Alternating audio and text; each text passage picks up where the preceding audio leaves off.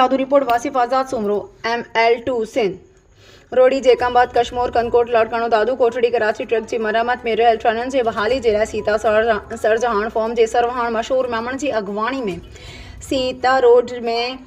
582 ॾींहं 19 महीना ऐं 6 ॾींहं एहतजाज कयो वियो। शरीक साथी प्रोफेसर गुलाम मुस्तफ़ा समो शहजाद अली मेमण मुराद अली मला अरबाब अली जामरी अवैस अली मेमण अब्दुल रज़ाक सियाल आफ्ताब अली सोलंगी मोहम्मद इस्माइल सोलंगी गुलाम हुसैन मलिक मुबीन अली मेमण अज़ान अली मेमण मुबीन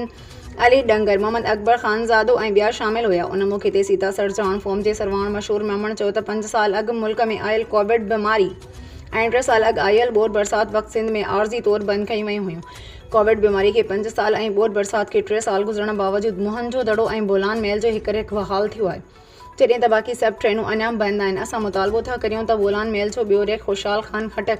शाहनवाज़ शहबाज ज़ुल्फ़िकार समेत ML2 जूं रोहिड़ी लाड़काणो दादू कोठड़ी कराची रेलवे सेक्शन ते रहियल समूरियूं ट्रेनूं जल्द बहाल कयूं वञनि।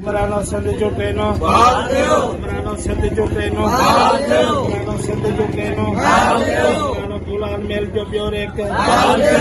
बोलान महल जो ॿियो rake Khushal Khattak Shahnawaz train Shahbaz train Zulfiqar train Sindh जूं ट्रेनूं सिंध जूं ट्रेनूं सिंध जूं ट्रेनूं ML2 जूं ट्रेनूं ML2 जूं ट्रेनूं बोलान महल जो ॿियो rake Khushal Khattak Shahnawaz train Shahbaz train Zulfiqar train Sindh जूं ट्रेनूं सिंध जूं ट्रेनूं सिंध जूं रहियल टोटल ट्रेनूं